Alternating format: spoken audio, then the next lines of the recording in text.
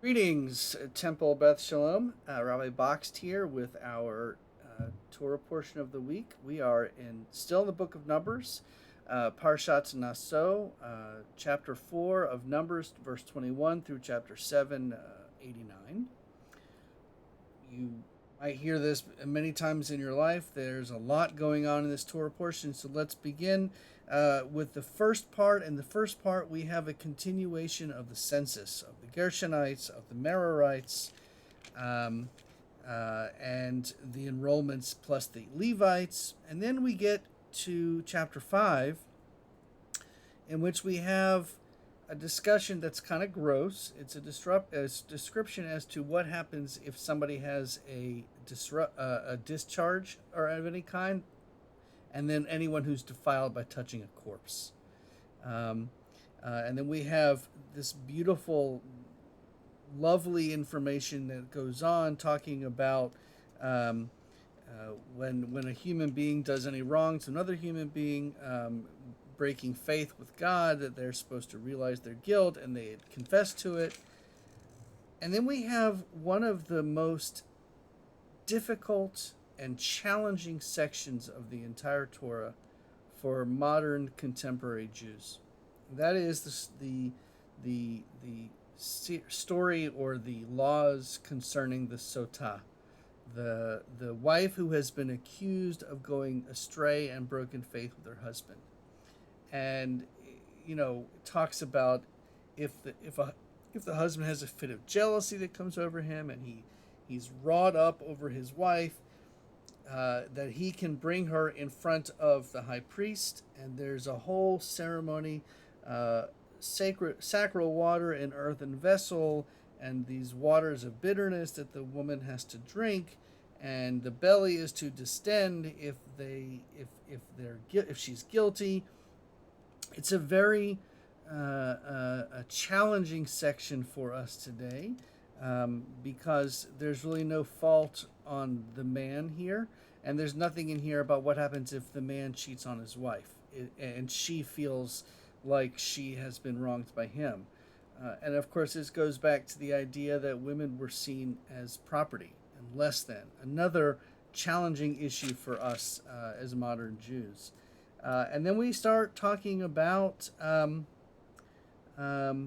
the Nazarites and the Nazarites' vow, and abstaining from alcohol or any kind of intoxicant, and that no razor shall touch their head, and it shall remain consecrated until the completion of their term as a Nazarite of the Eternal. Uh, the hair and the beard being left to grow untrimmed. And then we have more conversation or more writing about the finishing of the setting up of the tabernacle, the consecration and the anointing of the tabernacle, all of the utensils and objects that are ritually part of the tabernacle. Um, there's a really important line here. It says, on the day, this is chapter 7, verse 1. On the day that Moses finished setting up the tabernacle, he anointed and consecrated it and all its furnishings, as well as the altar and its utensils.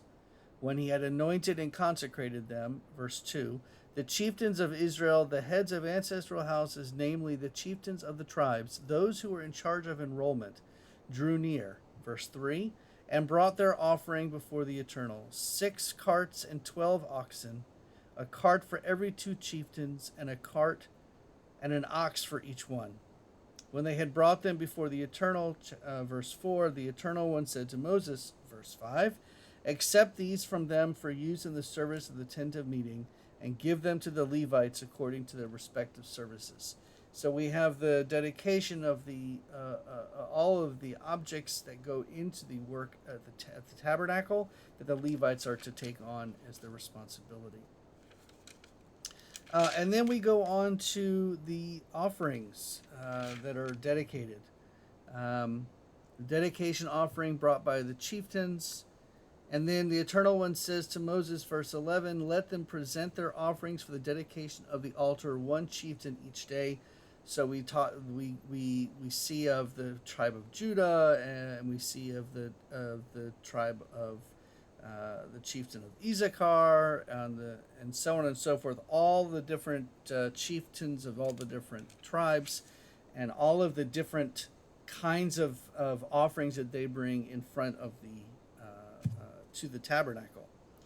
And the Torah portion ends with, "This was the dedication offering for the altar from the chieftains of Israel upon its being anointed. Silver bowls 12, one per each tribe. Silver basins 12, one per each tribe. Gold ladles 12, one per each tribe. Silver per bowl 130, per basin 70. Total silver of vessels 2,400 sanctuary shekels. The 12 gold ladles filled with incense, 10 sanctuary shekels per ladle. Total gold of the ladles 120. Total of herd animals for burnt offerings 12 bulls of rams, 12 of yearling lambs, 12 with their proper meal offerings, of goats for purgation offerings 12. Total of herd animals, and so on and so forth." And then verse 89, the last verse in this portion. "When Moses went to the tent of meeting to speak with God, he would hear the voice addressing him from above, the cover that was on top of the Ark of the Pact between the two cherubim. Thus God spoke to him." A lot of information in this Torah portion, and really the important things here, the dedication of the tabernacle and all the different dedication gifts and offerings that were brought by the 12 tribes. That's Parashat Naso in a nutshell. I hope you have a wonderful rest of your week and an early Shabbat Shalom.